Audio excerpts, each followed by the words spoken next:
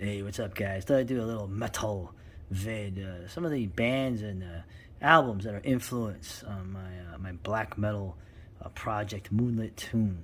I would always describe it as primitive caveman, black metal noise ambient, 70s Italian horror soundtrack music with the doom and grind influences. So it's a mess. Not to mention that I consider myself a visual artist and not a musician. So, but whatever, that's the fun of this stuff. So I'll go over some of the band's albums. Nothing is set in stone. There's no top five. Nothing's strict. That's not how it works. That's not how this stuff goes. So I'll show you some that you might hear if you hear my stuff, or it may not sound like any of it. Man. Okay, without a doubt, one of the most underrated, in my opinion, evil sounding, savage, maniacs, almost like they just, a bunch of crazy people just grabbed instruments and started attacking them. You get this Beharat. Obviously, the music. I remember this being hated back in the day. I remember hearing like how bad Beharat was, and the only thing I could think of most of the time was, what the hell is a Beharat? Right? But when I managed to get my hands on the albums, man, especially this one in particular, this one has the best production, which is, production. As for posers. But man, Beharat, obviously, they were metal. The one, it was pretty much one guy at one point. In fact, this is a solo album right here with another decent band, Archgoat. These are all Finnish bands. And then going into the computer stuff, the electronic stuff, which, like many black metal people, I love electronic music. I love techno music. I love house music, disco music, weird stuff, electronic, avant-garde. I like that stuff because what do they have in common? Okay, well, they have different focuses, but what they have in common, and what I think a lot of the stuff I'm going to show you has in common, is atmosphere. Okay, Beharat, whether they were doing lo-fi electronic music or when it was just this savage, raw, bestial black metal, as they like to call it for some reason, the atmosphere was always there, even if the playing wasn't always there. Okay, the atmosphere, and that's really the key that binds a lot of this stuff together, in my opinion.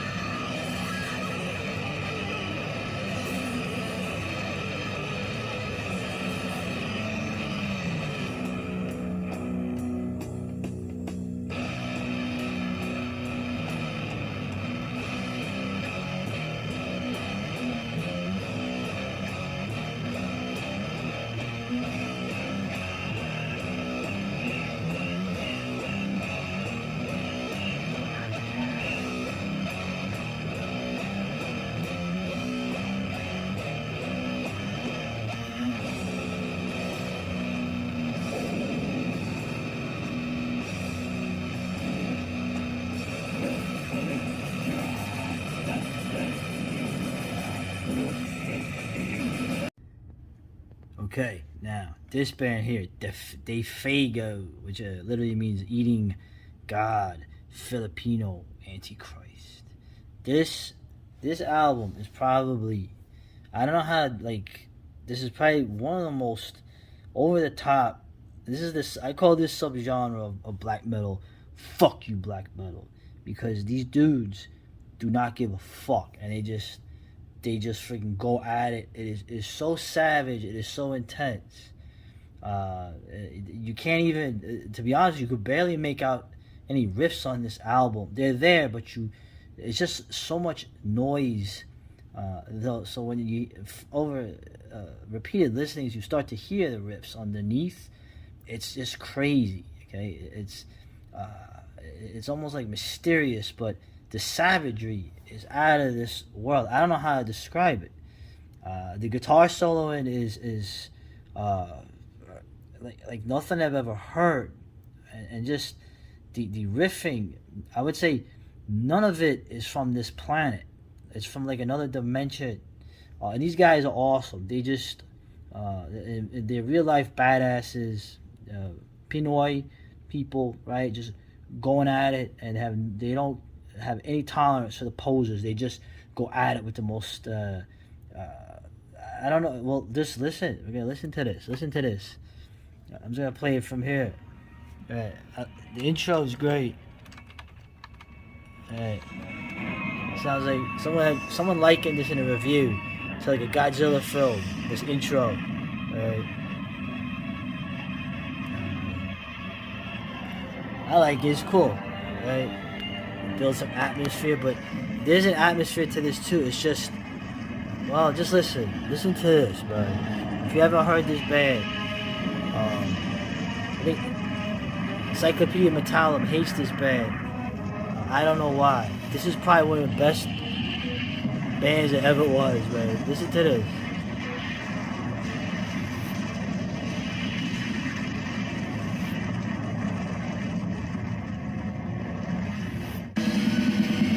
Yeah.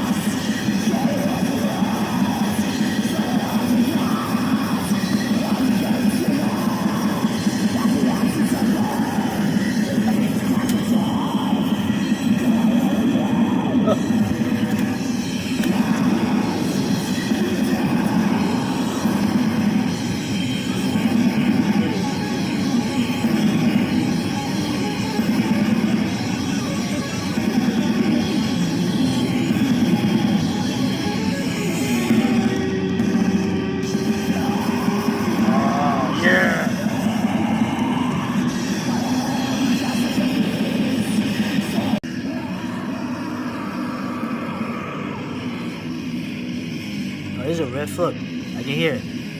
There's a riff. Alright, go!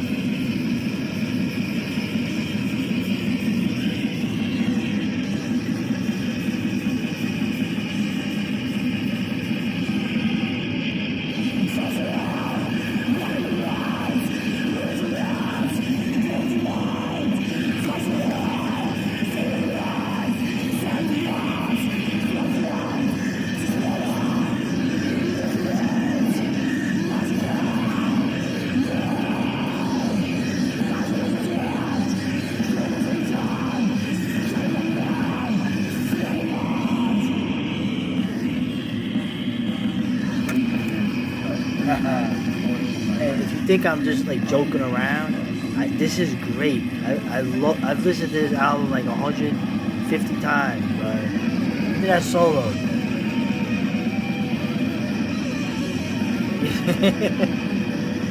Oh man, yeah, this is fucking great.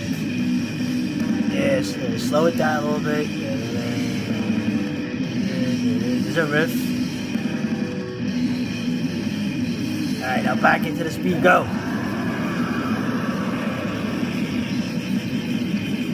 Yeah! Awesome. Okay, here's another crazy band. Norwegian band, Abruptum. Right. I misplaced the Evil Genius album, which is a collection of their demos, which had kind of a musical structure. It was almost like black doom noise. But these two albums that came out, this is on Euronymous' record label. These are literally like, I don't know, avant-garde, improvised. They just I don't know if they could. These guys, or one of them's deceased now. Rest in peace, rest in glory. Right. I don't know if these were like recreatable in terms of, it was just them in the studio, making kind of like a free form jazz sound, avant-garde scape, but with the traditional instruments like bass, drums, guitars, I think keyboards, vocals. Very haunting, right? Almost like this is like what you'd hear like if you were locked in like an abandoned haunted house or asylum or something. You would hear the spirits of the dead shrieking in the night. Brilliant. This and Evil Genius, but abruptly, just the noise element of it, where they create, like the other two bands I just showed, they create a kind of atmosphere, a savage sort of atmosphere. And I like this cover here too. It looks like it's like a demon elf vampire woman just kissing a skull. Anyway, I'll play some of it for you.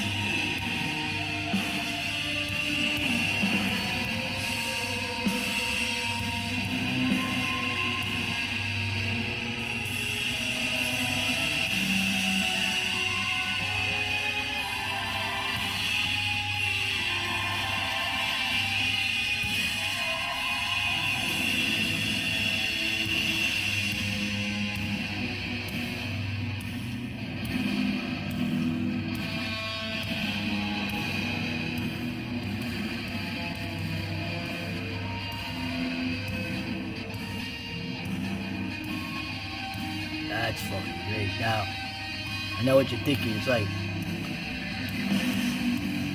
it sounds like the bands that influenced you are bands that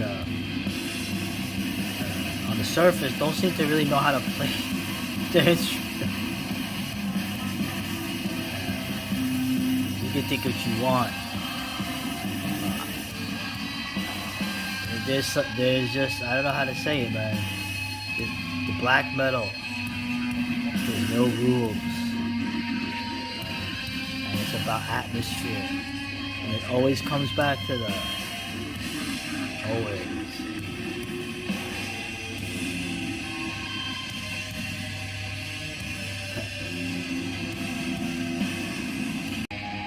Alright, we're gonna go to part 2 of the influences on my Moonlit Tomb. New song coming in August, and hopefully one in October with the music video, of course. Later.